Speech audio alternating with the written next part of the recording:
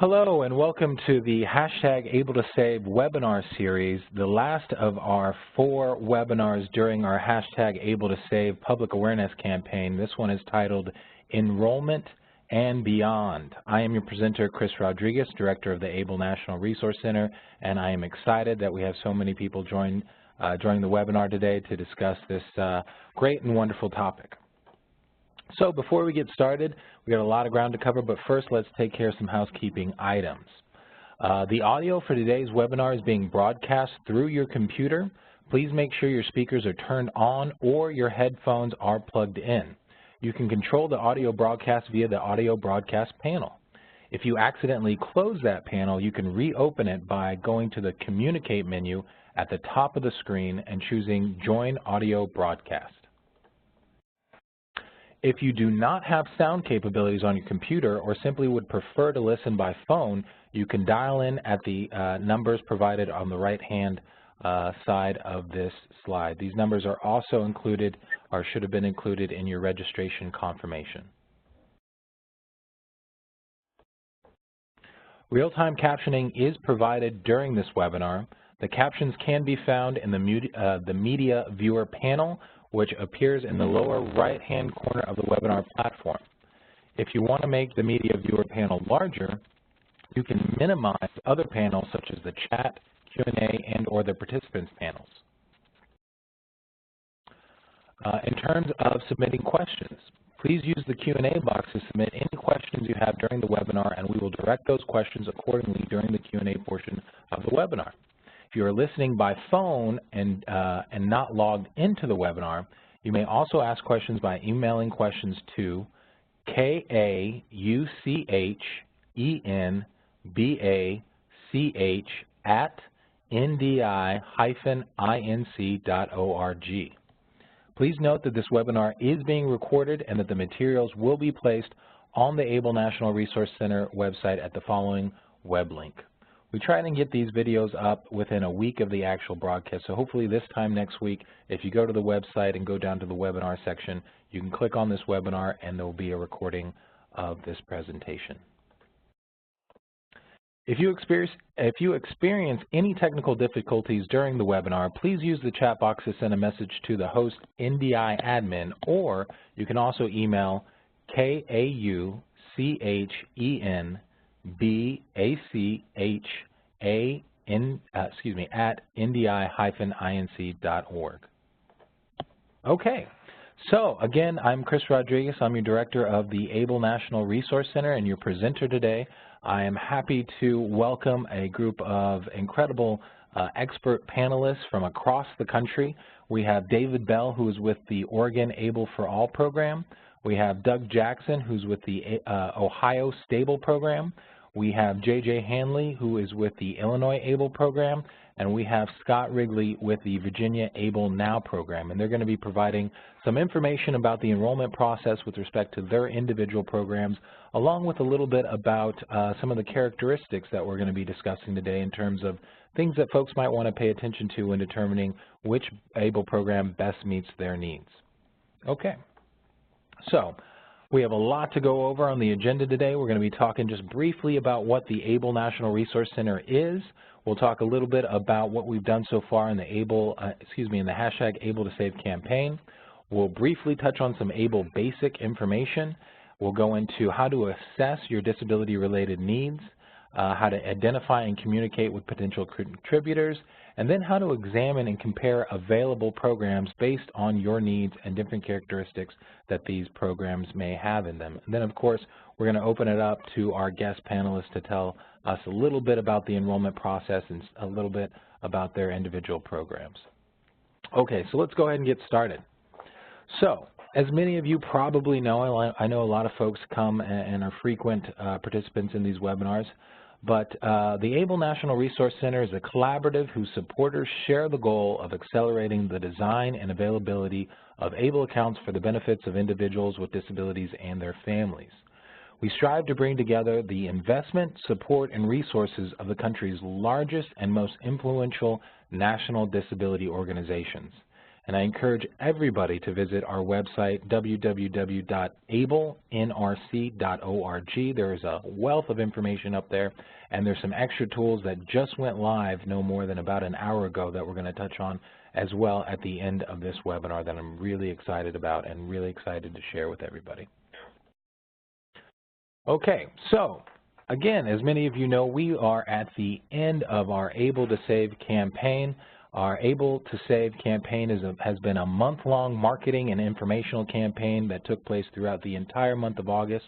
The national campaign has been spearheaded by the Able National Resource Center in collaboration with the Center's 25-plus national disability organizational members, state ABLE programs, financial institutions, and other ABLE-related stakeholders.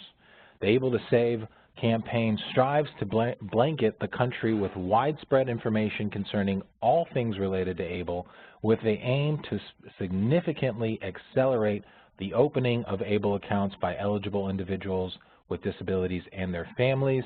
I think the latest number shows that we're just over 25,000 ABLE accounts that have been opened nationwide, with over $120 million worth of assets under management or funds contributed into these accounts and currently being saved, which is an incredible, incredible milestone. But at the same time, we also know by means of research done here at National Disability Institute and with the ABLE National Resource Center that there are literally millions of more people with disabilities out there that are eligible to open up an account, but for whatever reason have not done so yet. So this is an effort, this is a campaign to help spread information so that those folks feel comfortable getting involved in the ABLE space and benefiting from the transformative opportunities that come along with being an ABLE account owner.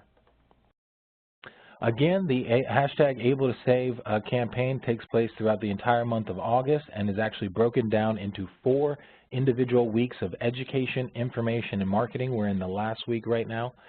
Each week is focused on a different aspect of ABLE with the aim to provide potential ABLE account owners and their families with comprehensive education and motivation to feel comfortable enrolling in an ABLE program of their choice. So you kind of see on your screen right now how we broke down the 4 weeks. We've had different types of information, different mediums of information provided under these individual umbrellas, of which each week did have a webinar not unlike this one for an hour every Wednesday during this entire month. And again, you can go to the website if in case you missed one of those webinars and take a look at that at your leisure, in addition to other short videos that have been posted specific to those topics that are on our Roadmap to Enrollment tool. Again, the campaign is national in scale, and we utilized a diverse set of tools in order to maximize our reach. These tools have included, but are not limited to, our social media, our national webinars, short videos, Twitter chats, virtual town halls, and email blasts, and the utilization, again, of our center's website, which is really the headquarters or the hub of all the things that we do here at the ABLE National Resource Center. Okay, so let's go over some ABLE basics. We always start with these slides because we want to make sure that everybody kind of has a basic foundation or understanding of ABLE before we dive into whatever topic we might be talking about on any given webinar that we do. So, what exactly is ABLE? Well, ABLE is the Stephen Beck Jr. Achieving a Better Life Experience Act, or ABLE Act, and it amends the federal tax code to add Section 529A in order to create a new option for eligible people with disabilities to save money in a tax-exempt account that can be used to pay for what's called qualified disability-related expenses, while all at the same time not putting into jeopardy their eligibility for federal public benefits. So this is an incredible opportunity, and you'll notice we highlighted, or excuse me, underlined some of those key terms of which have been topics of conversation on many of our webinars. We've had a webinar on just exactly who is eligible. We've had a webinar just last week on what exactly what are qualified disability-related expenses, and we've also frequently talked about which public benefits are we talking about and how might they interact with funds in an ABLE account. And again, all this information is archived on the webinar in case you missed some of that, or in case you're curious about more information related to what those underlying terms mean exactly. Okay, so again, let's go over some basic characteristics related to ABLE. Let's keep in mind that the information on this page and information throughout most of our webinars are going to be consistent across all programs. That means that the things you see on your screen right now, they are the same no matter if you're enrolled in David's Oregon program or Doug's Ohio program or Scott's Virginia program. The things on your screen right now, these are founded in the federal rules and the federal law, so they're consistent across all programs. Let's talk about them real quick. So, there are eligibility requirements related to opening an ABLE account that speak to the age in which the individual first experienced his or her disability and related to the severity of such disability. And again, we dedicated an entire webinar to talking about this, and we have short videos on the website that explain just exactly what that eligibility requirement looks like and how exactly you would go about satisfying those. Additionally, an eligible individual is not obligated to enroll in their state of residence. So as long as you meet the eligibility criteria, you can open up an ABLE account despite the fact that perhaps your state has not launched or will not be launching an ABLE program. So that's important to note on one hand. On the other hand, that also means that you can pick from a wide array of different ABLE programs determined by what your particular needs are. And that's going to be kind of a main theme or a main topic in today's ABLE webinar, figuring out how to differentiate between one program over another based on your needs, because again, you are not shackled or you're not kind of tethered to having to enroll in your state of residency. And there is a number of states out there that have launched programs that are enrolling people, provided that you meet the eligibility criteria that's stated in law, that are enrolling people across the country no matter what state you live in. Additionally, it's important to note that the designated beneficiary is the account owner. So the designated beneficiary or beneficiary is just kind of a fancy term for the person with a disability, the account owner. Those are all the same thing. And what's important about that is that allows the person with a disability to have really a newfounded level of financial independence that they otherwise perhaps would not have if not for being involved in an ABLE program and having an ABLE account. That being said, if the designated beneficiary, the person with a disability, the account owner, they're all the same person, either does not have the capacity to oversee their own account or perhaps just wants help, would like somebody else to have the authority to oversee the account, there are three types of people that can have this privilege, that can have what's called signature authority, or basically exercise authority and oversight of the account on behalf of the designated beneficiary. And those types of people are the following: a parent, if the beneficiary is a minor. If the beneficiary is an adult or age of majority, then it would have to be their guardian, a person with guardianship over that person.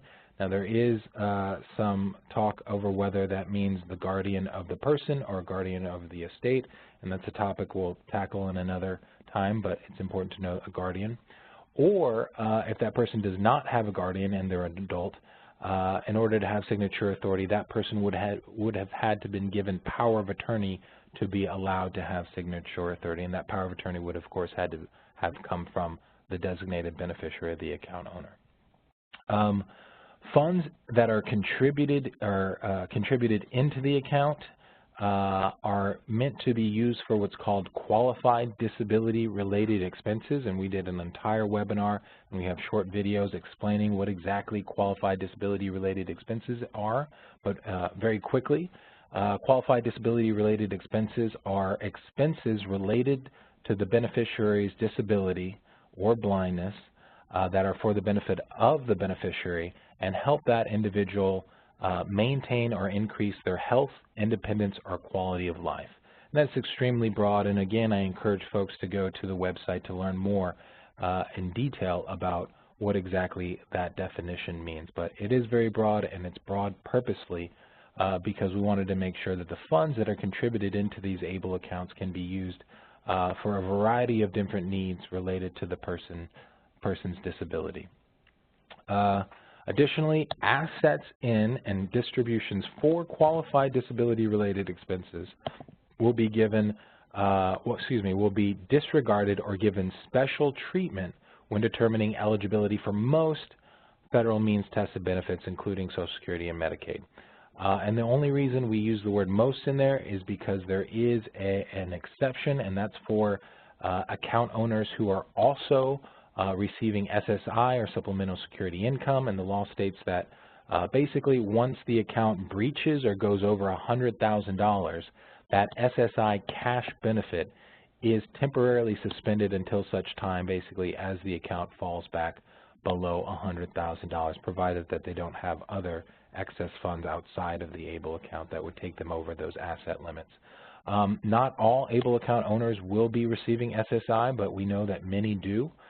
So it's important to keep an eye on that. But other than that, we know, and what makes ABLE so special is because for decades, people with disabilities have really been shackled to a life of financial uncertainty as a result of not being allowed to save any money for fear of losing these vital supports and services that are provided through programs such as Medicaid and other federally funded means-tested benefits that provide these supports and services that really can only be found through these programs. So while these programs are vitally important, and we certainly appreciate all the support and services that are provided through the Medicaid program, we still also understand that as a result of the asset limits associated with those types of programs, people with disabilities really have been shackled to a life of poverty. But now, luckily, here comes ABLE, allows an individual to save significant amounts of money, I mean into the hundreds of thousands of dollars if they can, to save, and those funds are not taken into consideration when determining eligibility for these programs like Medicaid. So really, really exciting, really makes it special, really a transformative new opportunity. Additionally, multiple people may contribute into an individual's ABLE account. Really anybody can contribute into a person's ABLE account. That includes friends, that includes family, that includes an employer, that certainly includes the beneficiary themselves, perhaps as a result of employment or an inheritance or something of that nature. You can contribute your Social Security funds that you may get as a result of being with a person with a disability into those into your ABLE account. That oftentimes addresses issues related to spend down, having to spend money on arbitrary things that you may not need as a result of trying to stay under those asset limits. Now you can throw those funds into your ABLE account, and they can grow over time so that you can save for perhaps larger disability-related expenses like an accessible van or a home modification or something of that nature. So that's great. There is one catch, though, in terms of all these contributions that can be contributed into an ABLE account, and that is, in general, there is a $15,000 annual contribution limit from all contributors combined in any given tax year. So my brother, his name's TJ, he lives down in Texas with my parents. He has an ABLE account. Let's say that, you know, at the beginning of the tax year, my parents were fortunate enough to be able to put $7,500 into his ABLE account, and then let's say in July, we'll say March for his birthday, let's say my grandparents were able to scrape together another $7,500 and put it into his ABLE account. At that point, if those are the only two contributors to the account at the time, that would equal $15,000, and that account in general would not be able to accept any more contributions. So if I wanted to throw $100 or a couple $100 in there, I would not be able to do so because he's already maxed out at that $15,000 until the following tax year, of which it would start all over, and you could put in another up to typically $15,000 in there, and it grows and grows and grows. And we call these accounts savings accounts, but in reality what they really more typically are they're actually investment accounts. And provided, you know, depending on your investment choice that you decide and how well the market's doing with respect to your choice, your funds can grow, hopefully, and they grow tax-free, but there is a consideration that if the market isn't doing well with respect to your choices, your funds could also decrease as well. So it's important to keep an eye on those things and monitor the account appropriately. Okay, so we kind of got the ABLE basics out of the way there. We all have a basic understanding, and if you're interested in learning more about anything that I just went over in those slides, again, please go to our ABLE National Resource Center website, and there is a wealth of information on there about all those topics and so much more. But let's talk about the main topic, which is choosing the right ABLE program and trying to figure out, how do I enroll? What should I be thinking about? I already understand the basics of ABLE. I understand that I'm eligible. I know that. I know what the funds can be spent on, and I'm excited about it. Now I look in front of me and I have a number of different options. I want to know, how do I choose a program? What should I be thinking about? And then what exactly does enrollment look like? Am I supposed to walk to my local Bank of America, JP Morgan Chase, or what goes on? We're going to answer all those questions in the upcoming slides. So let's go ahead and get started. So first, we recommend that you identify your current disability-related expenses, right? So consider making a list of short and long-term need supports that may require financial assistance. Consider whether these needs and supports may be covered by any other public benefit program you are currently receiving or may receive in the future. This is an important thing to think about, because we know that funds that are contributed, held in, and distributed from ABLE accounts are meant to supplement, not supplant, already benefits being received by public means, right? So that means that they can supplement, let's say, the services you receive through Voc Rehab or through Medicaid. And as a result of having money in there, they cannot take those benefits away, right?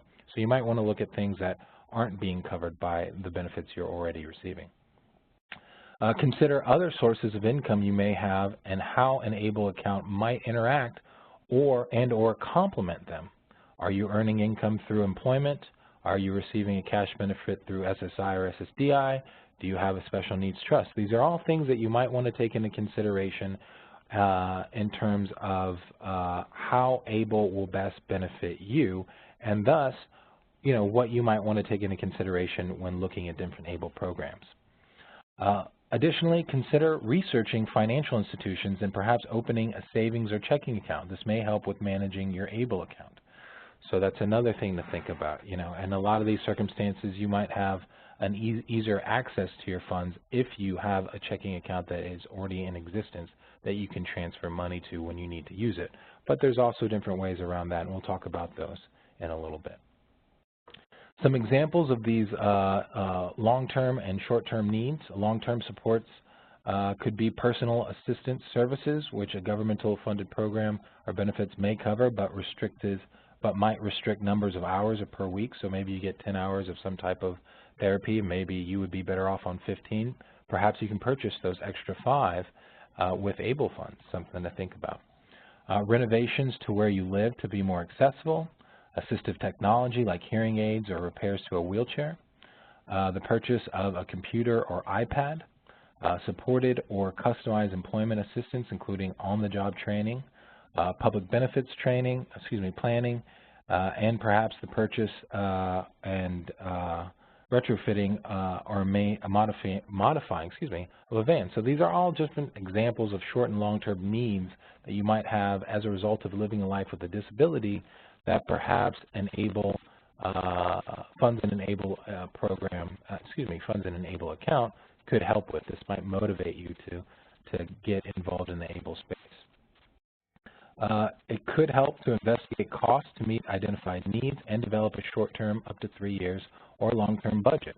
This can help guide and motivate your ABLE savings, right? So again, there's a lot you can do even before you open up your ABLE account to prepare yourself to be in a position to really maximize the benefits of being an ABLE account owner. Additionally, identifying a circle of contributors. Now, we talked a few slides ago about the diversity of individuals that can contribute into your ABLE account. It's important to identify and begin to educate potential contributors about your ABLE account. So again, this includes friends, family, your employer. They all can be entities and people that are invited to contribute into your ABLE account, but I suspect they're going to be a little reluctant to contribute into your ABLE account if they're unfamiliar with what an ABLE account or what the ABLE Act is. So it's important at any stage, and you know, you can't do it early enough to educate friends and family about ABLE accounts, what they are, and how they can help you improve or maintain your health, independence, and/or quality of life. Your contributions to an ABLE account, again, I don't think we mentioned this actually. Your contributions to an ABLE account are not tax deductible for purposes of filing your federal taxes, but they may be deductible for purposes of your state income tax depending on where you live. So that's valuable information that you'd probably want to share with people who with potential contributors into their account. The fact that they might be eligible for some state income tax deductions associated with any contributions they may make into your ABLE account. So that's important to note. Not all states provide it. Not all states have income tax. So it's important to check that out. All that information is on the ABLE National Resource Center website, by the way. Additionally, while your family or yourself may not have the resources to contribute $15,000 annually, you might consider crowdsourcing or letting relatives and friends know about your specific future savings goals and how they can help make those happen. So again, you know, it's really a great thing that anybody can contribute into your ABLE account, especially because so many people out there have such strong support systems. I know my brother does, and there's plenty of people out there that if they were educated about his ABLE account and if he communicated with them about his particular needs, I'm sure they would be very enthusiastic about contributing into his account. So it's important to kind of step back and think about who you might want to have in your circle of contributors, and then to communicate with them not only about what ABLE accounts are and how they might help you, but what your specific short-term and long-term financial goals are. Okay, so choosing the right ABLE program.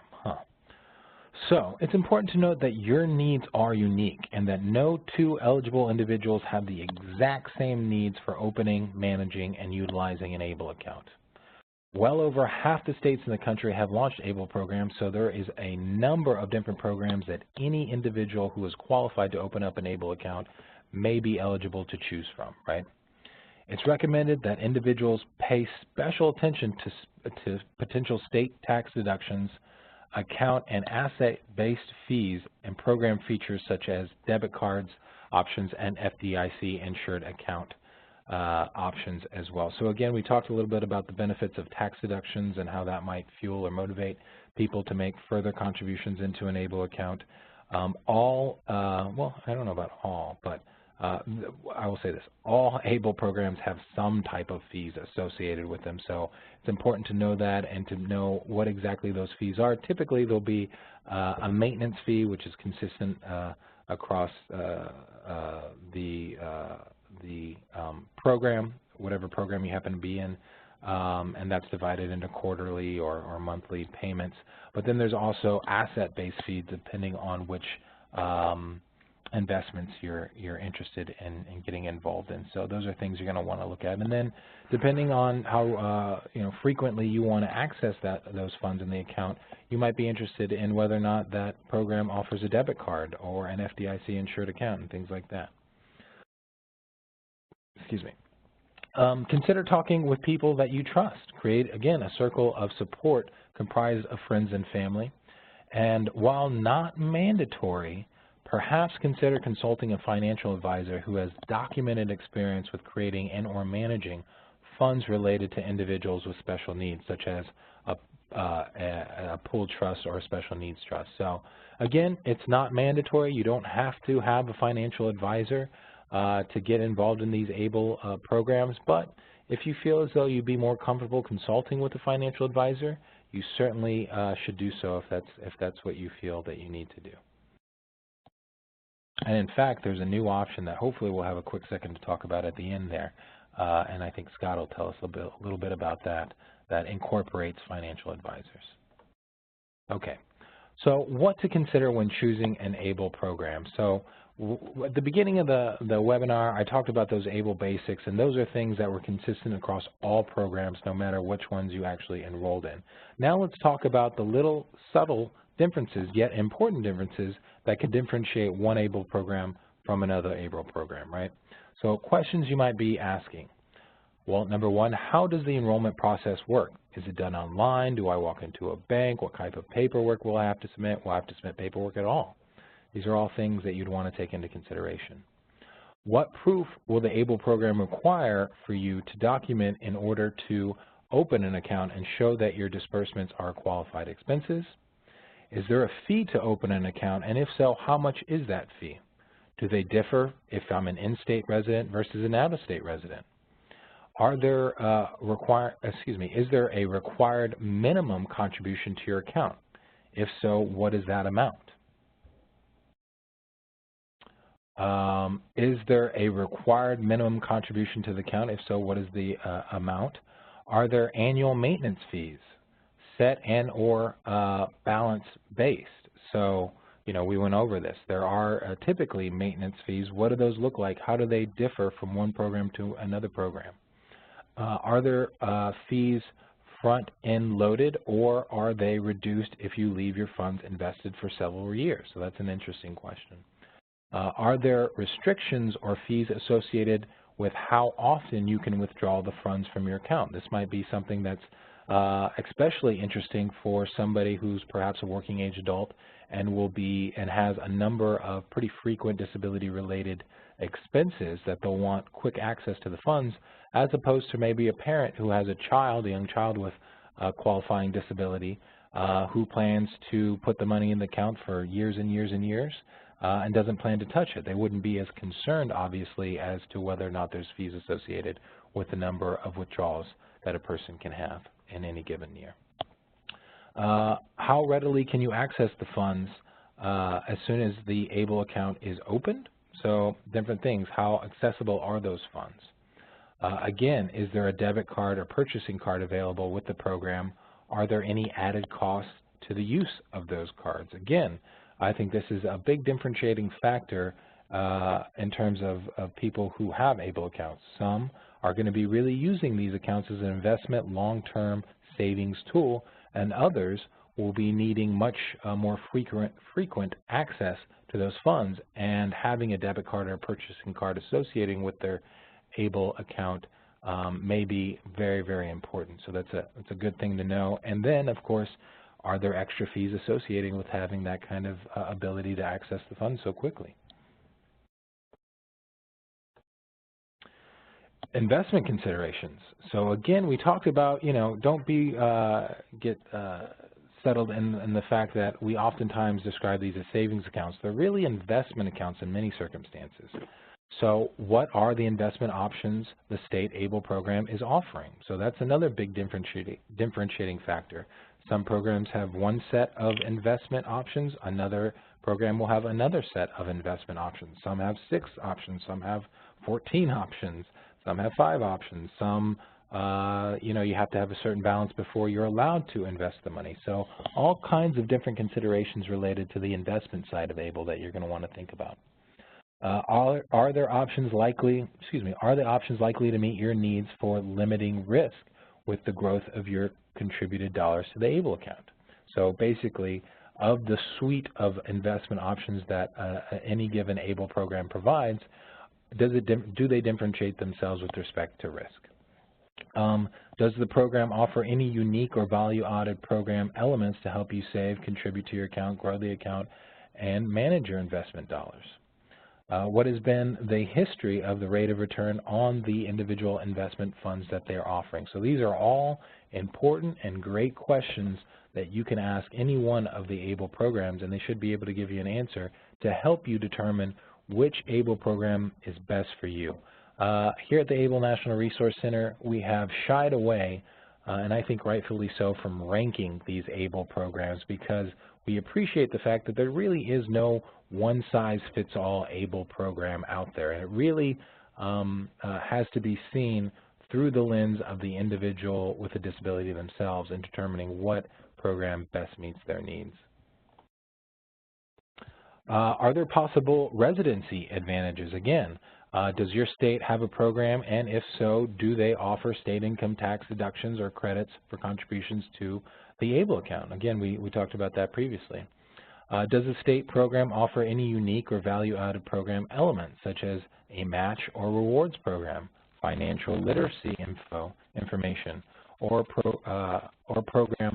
programs for beneficiaries? So those are interesting, different tools and kind of bells and whistles that might help somebody determine which program best meets their needs.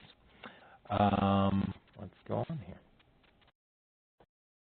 Okay, so we went over a lot of information very quickly, but I wanted to make sure that we're leaving plenty of time because I want to introduce everybody to our guest panelists, who really are the people on the ground that know their individual programs the best and who can give some information on the variety of different questions that I just proposed that I think an individual would want to take into consideration when choosing which program best meets their needs. So we're going to go one by one here. We have, let's see, I believe 3 programs represented on this panel, and they're going to tell you a little bit about what enrollment looks like for their program, and then maybe touch on 1 or 2 of those characteristics that we just mentioned in the last few slides there to give you a little taste of what those characteristics look like for their program. So let's see here. Let's start out with Mr. Doug Jackson. I think it's fitting to start with Doug. He's representing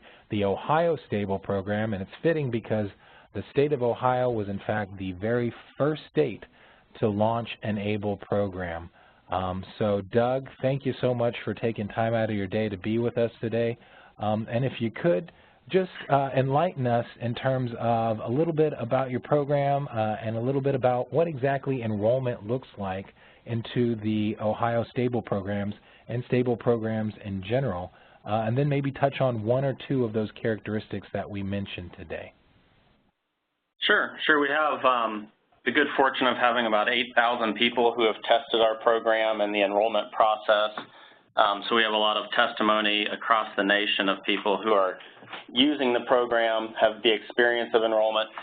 I think the enrollment process itself, as far as what's required and the eligibility, as you mentioned, there's many similarities across the country. So you're not going to find much difference there. The platform used through the website may look a little bit different. Being the first in the country, we had to develop that from scratch. We know that the best complement is others using a very similar platform. It's a good form of flattery for us that there are some similarities that are out there based on what we originally designed. But I think where you find some of the differences is what the requirements are or how those requirements are screened. So Ohio chose to use station is a significant portion of that.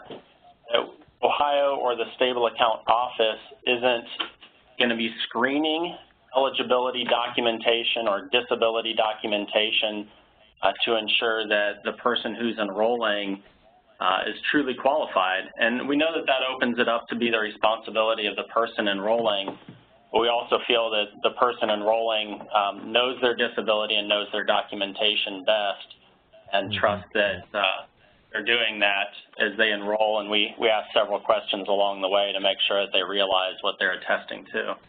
So we tried to make it as easy as possible, very user-friendly for all people who are going to be accessing the technology that we have, reduce down the language as much as possible so you're not reading through a bunch of small, and really make it a quick process. Our enrollment, really fortunate to have people who have posted publicly what their experience has been. One particular person that we're very happy to have her testimony is Darcy. Darcy's a California resident. And Darcy opened her own Stable account and posted that video on YouTube. And Darcy's experience, including her introduction and who she is all the way through her enrollment process, video is 10 minutes and 18 seconds long. I think that's cool. Yeah, it speaks to the ease of enrollment. Any other government program that exists, I don't believe, can tout the same ease of enrollment, that you can do it online from the comfort of your own home, that you can do it so quickly, and that you can do it through a self-attestation process. We think those are some of the things that point to the enrollment ease that we have in the stable account program. And then, Chris, we can talk a little later on about some of the other plan differentiators along the way. Cool, great. I appreciate that, Doug. And I'm going to pull one question that I know you guys can answer from each of them, so we're kind of addressing some folks' questions as well. So we got a question in here, Doug. I'm sure you can answer it. It says, can a special needs trust also be one of the contributors into an ABLE account? Yeah, the answer is absolutely yes, and that's been made clear in the Social Security POMs as well, specifically pointing to that. We're fortunate to be working with special needs trust attorneys and trustees across the nation to make that a source of contributions into stable accounts. Excellent, excellent. I appreciate that. Yeah, and just to add to what Doug said, you know, what we think here at the ABLE National Resource Center is that these two financial tools should not be in competition with each other, and in fact, we think there's no reason why you cannot have an ABLE account and a special needs trust, and in fact, we always say that the benefits that can be realized by having both, we think outweigh the benefits of having either one individually. So thanks for that, Doug, and I'm sure we're going to have some more questions for you in a little bit, but let's turn it over to Mr. David Bell, who is our representative from the Oregon ABLE program, to hear a little bit about what enrollment looks like for that program, and maybe to tell us a little bit about how Oregon differentiates itself from other programs.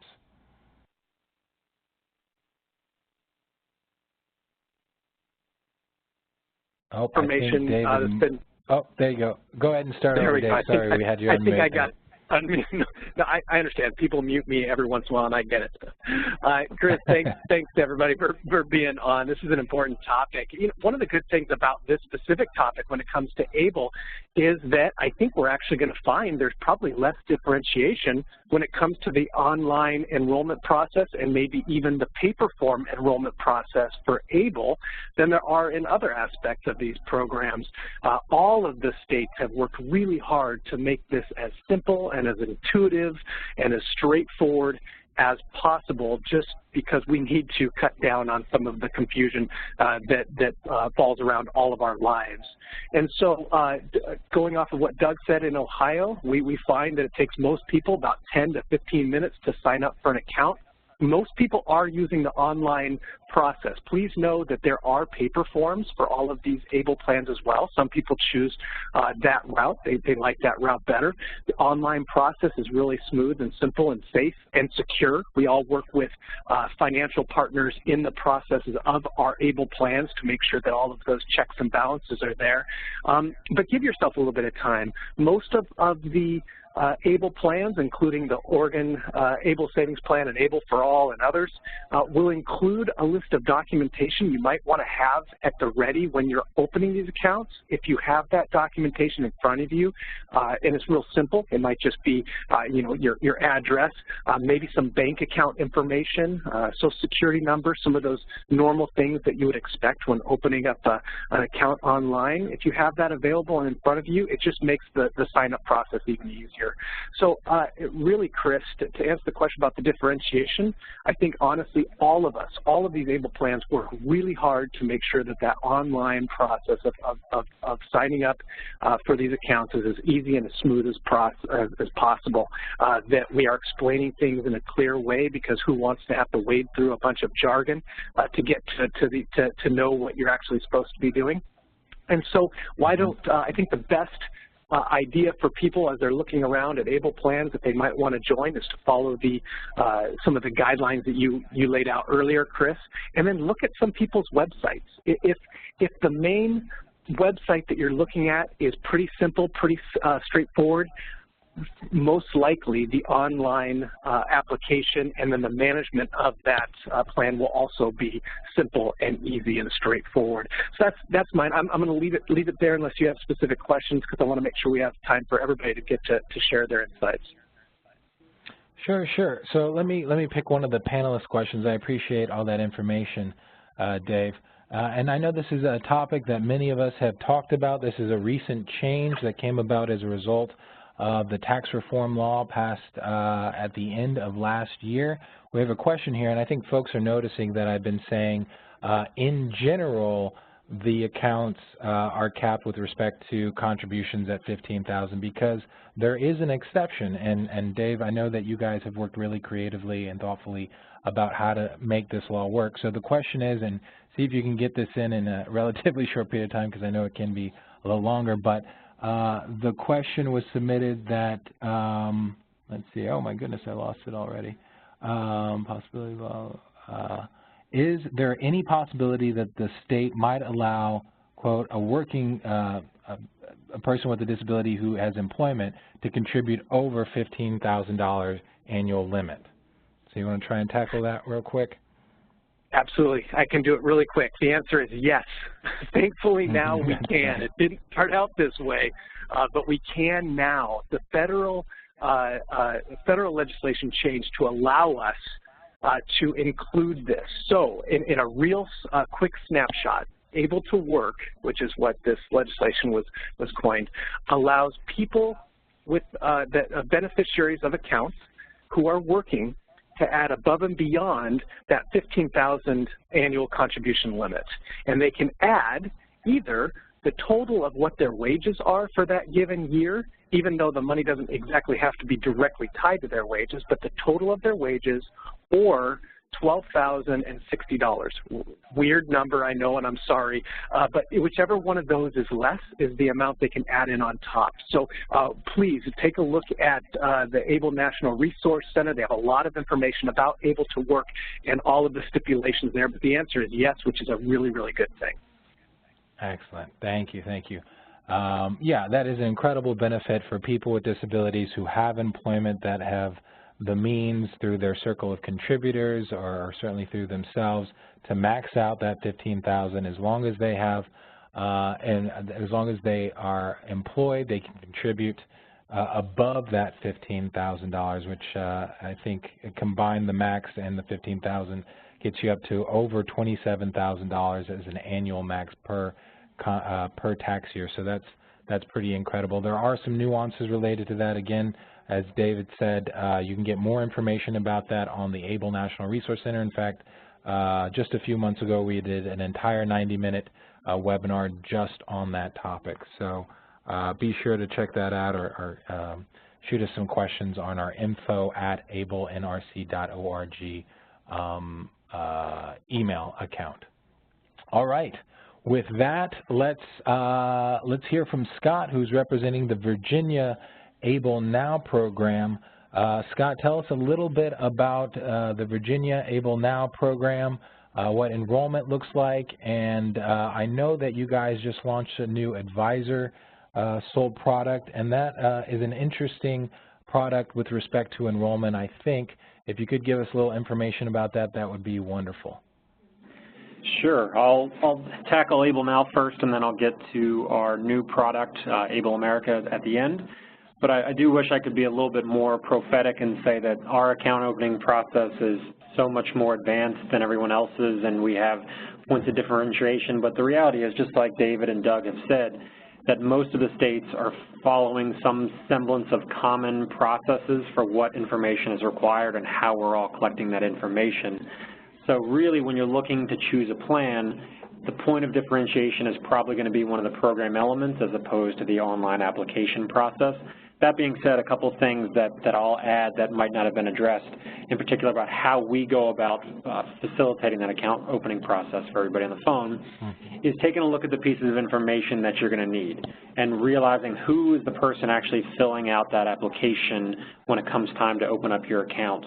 If you're opening it for yourself, it's a lot simpler. There's self-certification with the ABLE Now program, just like Doug mentioned with Stable, and I'm sure is the case with Oregon and David. And if you're opening for yourself, you just need your name, your address, your date of birth, and your Social Security number, and that's it. Because after that, you can choose on your own to put the bank information in at that time or to do it at a later point once you're a little bit more comfortable with how the program works. But if you are opening up the account for somebody else, and I think that's a lot of times what we're ending up seeing, is a parent opening it or somebody in a different situation, We count that as an authorized representative, and in those scenarios, you're going to need all that information I said before, so the name, address, date of birth, social security number, but then also that same information for the authorized representative. You're going to, for our program at least, you're still going to need the name, address, date of birth, and SSN for that authorized rep. Authorized rep can take a couple different forms. So it's not always a parent, but in many cases, and in fact most of the cases we're seeing, it is the parent serving as the authorized representative, and that is the requirement for our program if the minor is under the age of 18. But if the eligible individual cannot open up the account themselves and they're over the age of 18, there's a couple other different avenues you can go down, which is still using a parent, and you would have to provide some guardianship documentation at that point, or you can use an attorney or a legal guardian, attorney in fact, to help fulfill the process of opening up those accounts. In those situations, there's some extra documentation that's going to be required just to prove that you, in fact, do have the ability to make a financial decision on this person's behalf, but you don't have to do that in the initial submission process. You're just opening up the account with those basic pieces of information, and then we'll follow up with you by email through our customer service center with some of those additional points of information that we need to complete the application process.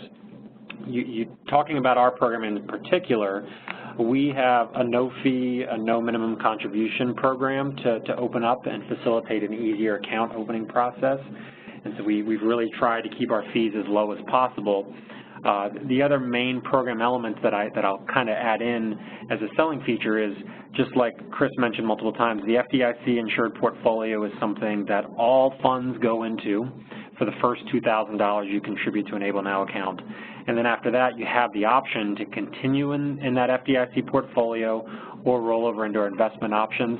But for people who are looking for a low fee or, in fact, maybe a no fee option, we do offer that to anyone who maintains a monthly balance in excess of $10,000. Our $3.25 monthly fee is waived. And if you're choosing that option, then you don't obviously have any investment fees as well. So that's our nice low-cost option, but that's more for families who are choosing to put a little bit more funds in on the short term.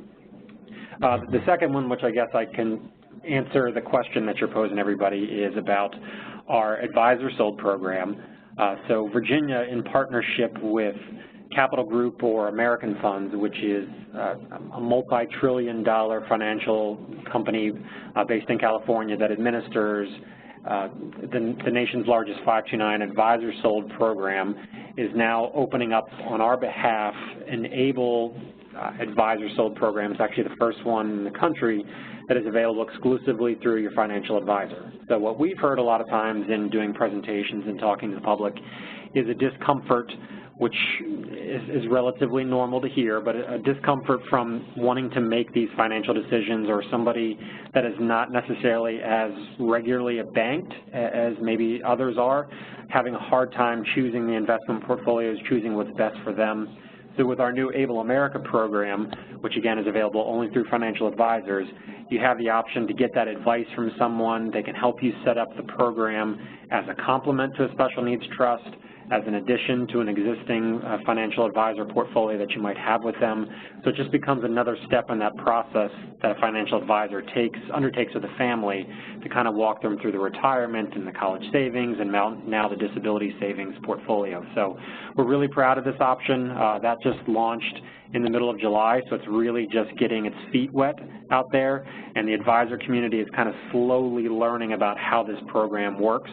As much education as we're doing for the general public, the advisor community has been solely focused on special needs trusts and other avenues that they can do to help these families. So there's a lot of education to get the advisors to realize the benefit, not just the federal tax and federal and state tax benefits, but all the other financial planning benefits that come from the disability savings program that we've launched with American Funds. Excellent, excellent. So I think kind of a takeaway here, because I know that you guys probably get this question all the time, and we certainly do, is, you know, can I open up an ABLE account at my local Bank of America, at my local Wells Fargo, at my local, you know, what have you? And the answer is no. Basically, is what folks need to understand. Yeah, speaking for Virginia and ABLE now, the answer is no. Our process is online. We work with a third party. I know David mentioned that before, that most of us have kind of a banking institution that's supporting the programs on the back end, and ours is PNC Bank, which is an East Coast, one of the top 10 banks in the country, but we're working with them to eventually get this as something that might be integrated as part of their personal commercial banking process, but for right now, they serve more as a back-end facilitator, and you don't have the option to walk into a branch. Gotcha, because I know that we get that question pretty frequently, and I know that folks at the beginning of developing these programs, we wanted to make sure they were as accessible as possible, but as low cost as possible as well, and that kind of fueled, to a certain extent, making sure that people could enroll online in a very easy process. It seems, and I know from working with all of your programs, that you guys have put such an incredible amount of time and thought so creatively about how to make this enrollment process as user-friendly as possible. So certainly us at the ABLE National Resource Center and as a sibling to a person with significant disabilities, I just want to say thank you guys for all your hard work in getting these programs up and running. I know it's not easy, but you guys are doing a really great job. So with that, I think we got about 4 minutes here. I want to move on. We got a couple more slides. I want to introduce everybody to what I have been just really the most excited about during this hashtag ABLEtoSave campaign, and that's the unveiling of our roadmap to independence. Now, as those of you who might be familiar with our website, last year we launched our roadmap to enrollment, which takes you through 5 different steps, everything from knowing ABLE basics to understanding eligibility, to understanding what the funds are used for, to enrollment, and that is currently up on the website. And that is for people who have heard about ABLE, are interested in ABLE, but have not yet enrolled. So that entire section and the majority of information on the website actually is dedicated for potential ABLE account owners to help them get comfortable in enrolling in an ABLE account that best meets their needs. Now, as we approach 25,000 plus individuals out there with disabilities that have ABLE accounts, we want to start turning our attention a little bit to helping those thousands of individuals understand how to manage their accounts and inevitably how to maximize the benefits related or associated with having an ABLE account. So just about an hour ago, this went live. We're calling it our Roadmap to Independence. You can see just a screen snap of it on the right-hand side of your screen there. And the Roadmap to Independence is a tool designed by the ABLE National Resource Center to help current ABLE account owners maximize the benefits of having an ABLE account. And you go down the road here, and there's 5 different stops. When you click on those, there are the different stops are setting financial goals, building a circle of support, making smart financial decisions, monitoring my ABLE account, and then celebrating my independence. Each one of those stops on that road to independence will give you even more information in several different mediums. We have short videos that we just recorded and put up there on each individual topic. We have a snapshot of the topic or the issue, what we call the topic at a glance. And we're going to be doing in 2019 a webinar in each one of these topics, again, to help people who have already bought into ABLE, to help people, the 25,000 plus individual, and I know the tens of thousands more that will enroll over the next few years, help them understand how to manage their account, because being able to save money for the first time and in general comes with certain types of responsibilities. And we want to make sure that we're providing people with disabilities who are ABLE account owners the tools to successfully manage and maximize the benefits of being an ABLE account owner. And this is our first big step in that direction. So I hope that everybody will visit the website, check out our new roadmap. In addition to that, it just went live about an hour ago also, is our new comparison tool. We talked about a lot of the different differentiating characteristics from one program to another. We previously had a tool up there wherein you could compare up to 3 states side by side based on about 15 different characteristics.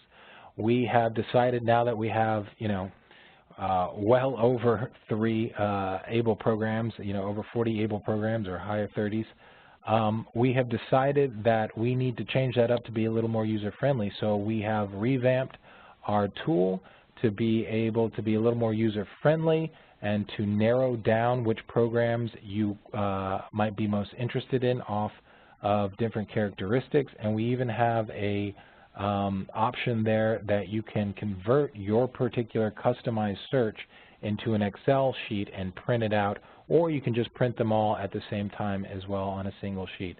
So we're very excited about that. We encourage folks to take a look at our new tools that just got launched and provide us with feedback. There is, on the top of the website, there's a tab called Contact Me, where you can submit questions, and it comes directly to our ABLE National Resource Center staff on input about these new tools. You'll notice an entirely new toolbar at the top of the screen as well that really helps people step-by-step enroll into ABLE programs and then helps them step-by-step manage their ABLE accounts. So we're extremely excited about this new tool, these new tools associated with our website. Again, I encourage folks to get them out there to as many people as you know, share the new tools, provide us with input so that we can continue to best serve people with disabilities and their families with respect to pursuing a better financial future. So with that, that wraps up our webinar, and we still have a couple more days in our #ABLEtoSave national public awareness campaign, so we still got a couple more things. So if you haven't already, please follow us on Facebook and Twitter. Please sign up for our Achievable e-newsletter to keep aware of all the latest happenings in terms of ABLE, and keep on signing up for these webinars, because I know that we have a number of other exciting topics to cover into the future. So with that, again, thank you all for taking time out of your day today to be with us. David Bell, Doug Jackson, Scott Ridley, thank you so much for sharing your expertise with us in terms of your particular programs, and I encourage folks to take a look at those programs and consider them under the considerations that we talked about today. So thank you all, and we will be talking again soon, I hope. Okay, have a great day. Bye-bye.